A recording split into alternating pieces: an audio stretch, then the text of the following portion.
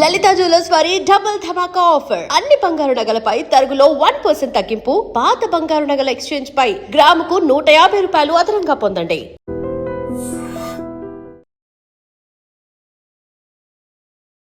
నమస్తే గురుగారు. శ్రీమాత్రే నమః. శ్రీమాత్రే నమః. సంకష్టహర చతుర్థి. జీవితంలో ఎన్నో సంకష్టాలు ఎదురవుతూ ఉంటాయి ప్రతి మానవుడికి కూడా, పిల్లవాడితో సహా. వాడికి చదివే పెద్ద ఎప్పుడు బాగా చదవాలా అన్నట్టుగా ఉంటాడు.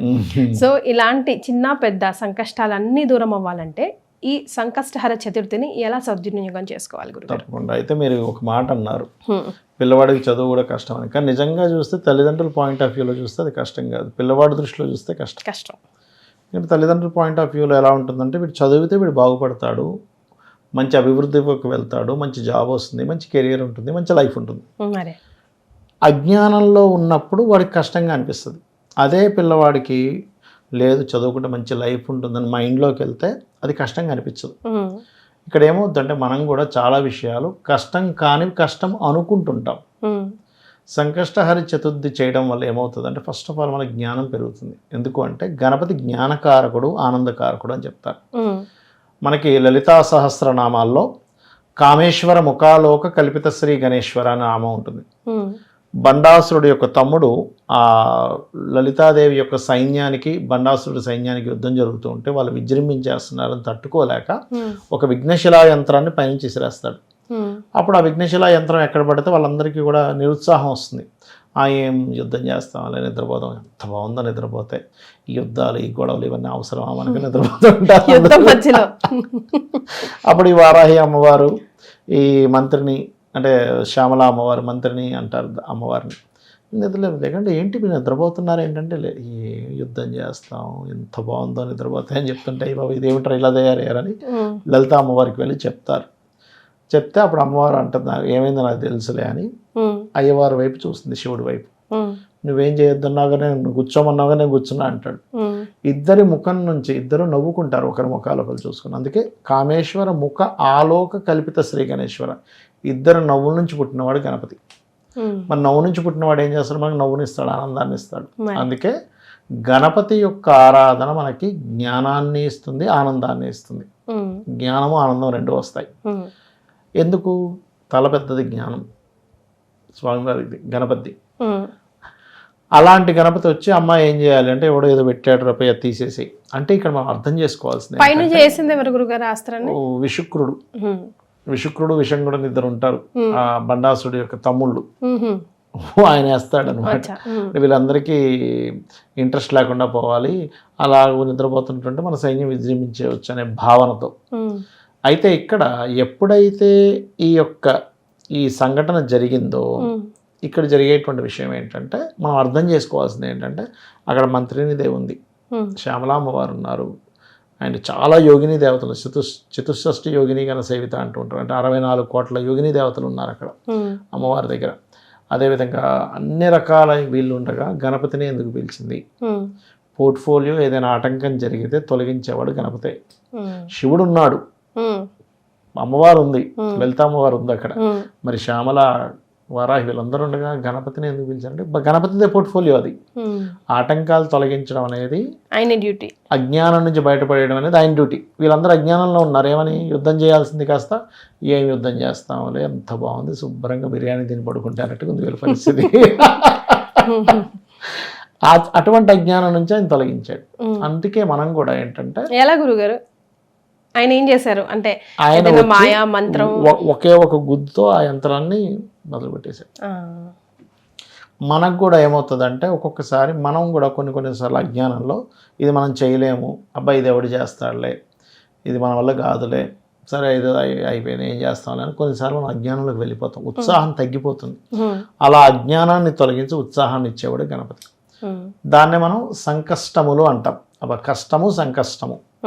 ఈ సంకష్టహర చతుర్థి నాడు ఎవరైతే, నేను చాలామందిని చూశాను, అంతకుముందు ఎన్నో ఆటంకాలు ఏర్పడుతున్నటువంటి, ఎలాంటి ఆటంకాలు? చదువు ఆటంకం, లేదా ఉద్యోగం ఆటంకం, పెళ్ళి ఆటంకం, పిల్లలు పుట్టడంలో ఆటంకం జరుగుతున్నటువంటి వాళ్ళందరికీ కూడా, వాళ్ళకి ఏదో ల్యాండ్ ఉంది, అది ఆటంకాల్లో ఇరుక్కుపోయింది, లేకపోతే రావాల్సింది, ఏ ఆటంకాన్నైనా తొలగించేది Ganapati.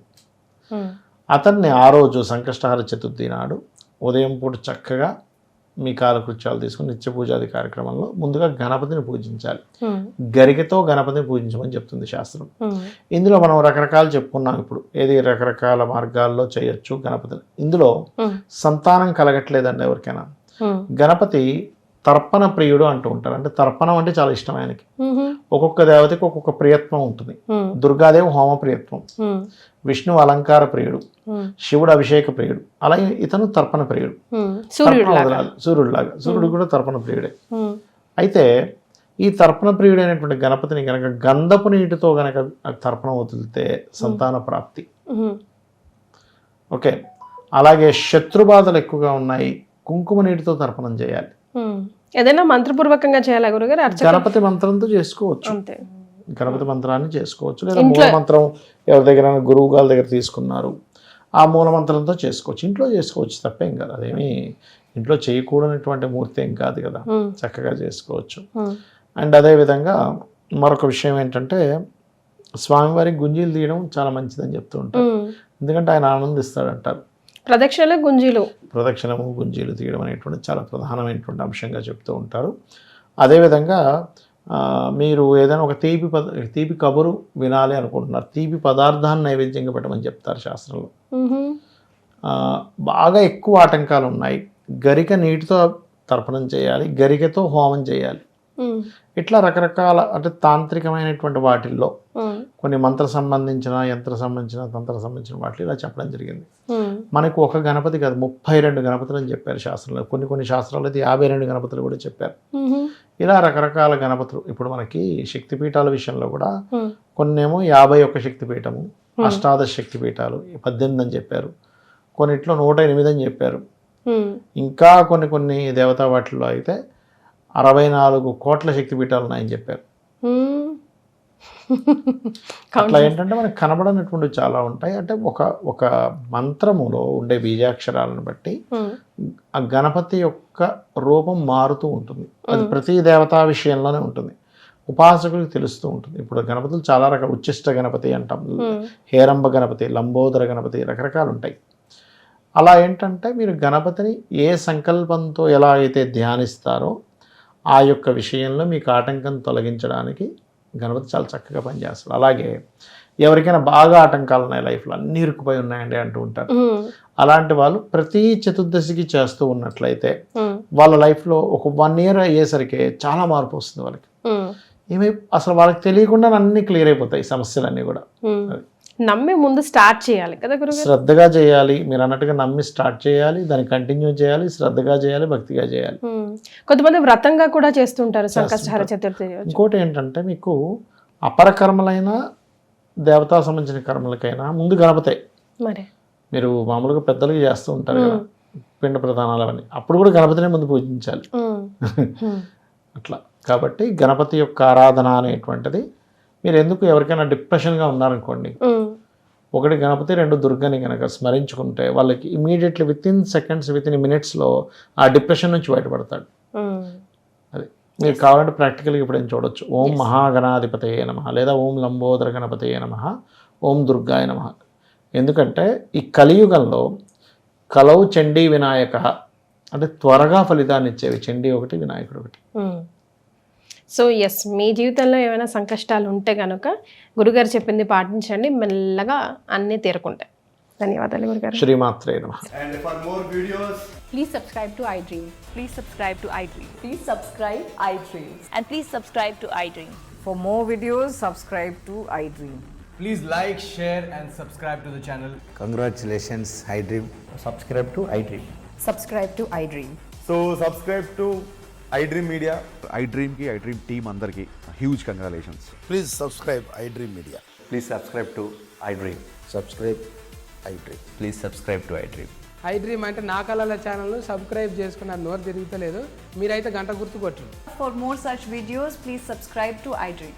Subscribe to iDream. Please subscribe to iDream. Please subscribe iDream Media. Please do subscribe to iDream. Please subscribe to iDream Media. For best entertainment and information, please subscribe iDream. And don't forget to subscribe to iDream.